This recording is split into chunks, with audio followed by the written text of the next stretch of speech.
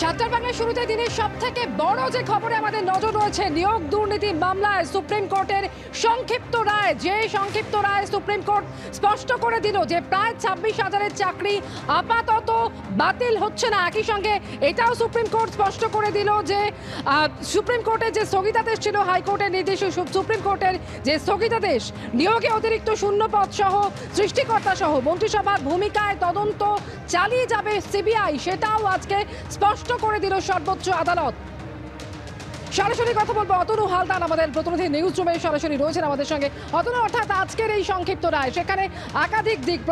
প্রথমত প্রায় 26,000-এর চাকরি বাতিল হচ্ছে না, অতিরিক্ত শূন্যপদ নিয়ে যে সিবিআই তদন্তের নির্দেশ, সেই নির্দেশ বহাল থাকছে, কিন্তু কোনো কড়া পদক্ষেপ নয়। একই সঙ্গে অযোগ্যদের বিরুদ্ধেও যে তদন্ত একইভাবে সিবিআই চালিয়ে যাবে, সেটাও আজকে স্পষ্ট করে দিল সুপ্রিম কোর্ট। দেখো, একেবারেই তাই। মূলত তিনটে বিষয় ছিল যে সুপ্রিম কোর্ট আজকে সেই তিনটে বিষয়ে রায়দান করেছে।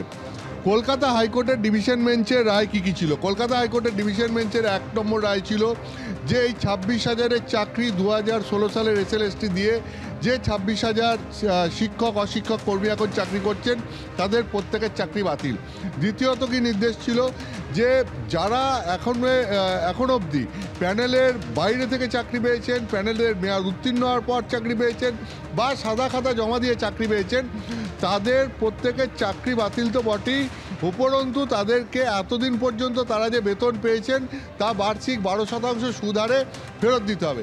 তৃতীয়, কলকাতা হাইকোর্টের ডিভিশন বেঞ্চের কী রায় ছিল যে এই অযোগ্যদের চাকরি বাঁচানোর জন্য রাজ্যের মন্ত্রিসভার অনুমোদন ক্রমে যে অতিরিক্ত শূন্যপদ তৈরি করা হয়েছিল, তার জন্য রাজ্য সরকারে কারা কারা যুক্ত ছিলেন তা খতিয়ে দেখার জন্য সিবিআই তদন্ত করবে এবং সিবিআই যারা যুক্ত ছিলেন তাদেরকে প্রয়োজনে হেফাজতে নিয়ে জিজ্ঞাসাবাদ করতে পারবে।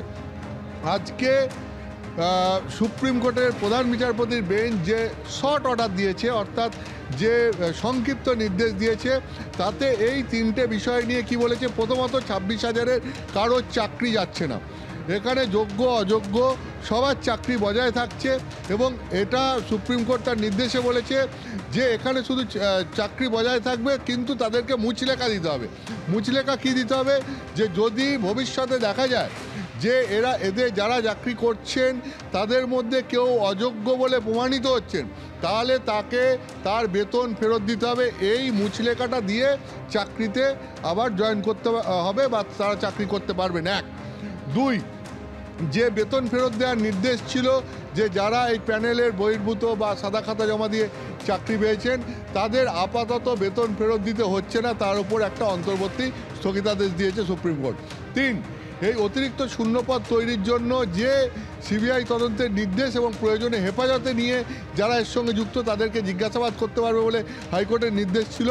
আপাতত বলা হয়েছে যে সিবিআই তদন্ত চালিয়ে যেতে পারলেও এই ব্যাপারে সিবিআই কারোর বিরুদ্ধে কোনো কঠোর পদক্ষেপ নিতে পারবে না। অর্থাৎ রাজ্য সরকারের ফিনান্স ডিপার্টমেন্ট বা লিগাল ডিপার্টমেন্ট বা মন্ত্রিসভার কাউকে এখনই এই মামলায় সিবিআই গ্রেপ্তার করতে পারবে না। তো আপাতত সুপ্রিম কোর্ট এই তিনটে নির্দেশ দিয়েছে। এর পাশাপাশি আমি তোমাকে যেটা বলবো যে সুপ্রিম কোর্টে আর একটা নির্দেশ আছে, যে সেই নির্দেশটা কি, যে 16ই জুলাই তো হচ্ছে মামলার পরবর্তী শুনানি, কিন্তু এর মধ্যে সুপ্রিম কোর্টের নির্দেশ হচ্ছে সিবিআই তদন্ত চালিয়ে যেতে পারবে। মূল যে অভিযোগটা ছিল যে যারা অতিরিক্ত শূন্য পদে যারা এই প্যানেলের বাইরে চাকরি পেয়েছে, সাদা খাতা জমা দিয়ে চাকরি পেয়েছে এবং প্যানেলের মেয়াদ উত্তীর্ণ হয়ে যাওয়ার পরেও চাকরি পেয়েছে, সিবিআই তাদের বিরুদ্ধে তদন্ত চালিয়ে যেতে পারবে, প্রয়োজনে তাদেরকে হেফাজতে নিয়ে জিজ্ঞাসাবাদ করতে পারবে এবং পুরো ঘটনার তদন্ত চালিয়ে 3 মাস পরে তারা রিপোর্ট জমা দিতে পারবে। অর্থাৎ মূল যে দুর্নীতি, তার জন্য সিবিআই তদন্তের যে নির্দেশ ছিল সেই তদন্তের নির্দেশ বহাল রইল, মূল দুর্নীতির তদন্ত সিবিআই চালিয়ে যাবে। এবং আজকে সিবিআই একটা খুব গুরুত্বপূর্ণ মন্তব্য করেছে যে সরকারি সংস্থার প্রতি, সরকারি চাকরির প্রতি আর যদি মানুষ আস্থা না রাখতে পারে তাহলে আর কী বাকি থাকলো। অর্থাৎ তুমি জানো যে এখানে যে নিয়োগ দুর্নীতি হয়েছে এবং সেটা হয়েছে একদম সরকারি যে সংস্থাগুলো রয়েছে তারা সরাসরি এতে যুক্ত। এবং তুমি জানো যে তৎকালীন শিক্ষামন্ত্রী থেকে এসএসসি তৎকালীন চেয়ারম্যান, পর্ষদের তৎকালীন সভাপতি সবাই এই নিয়োগ দুর্নীতি মামলায় গ্রেপ্তার হয়েছেন। ফলে এই যে সরকারের শীর্ষস্থানীয় কর্তা ব্যক্তিরা এই নিয়োগ দুর্নীতির সঙ্গে যুক্ত এবং একটা সিস্টেমিক ফ্রড হয়েছে, সিস্টেমিক জালিয়াতি হয়েছে, এইটাকে আজকে সুপ্রিম কোর্ট কিন্তু বিশেষভাবে পয়েন্ট আউট করেছে যে এইভাবে যদি চলতে থাকে, যে নিয়োগ দুর্নীতি যদি এইরকম একটা সিস্টেমেটিক ফ্রডের মাধ্যমে হয়ে থাকে এবং এর মধ্যে যদি সরকারের কর্তা ব্যক্তিরা যুক্ত হয়ে পড়ে এবং এই যে পুরো একটা জালিয়াতি হয়েছে, এর ফলে সরকারি সংস্থার প্রতি মানুষের আস্থা চলে যাবে।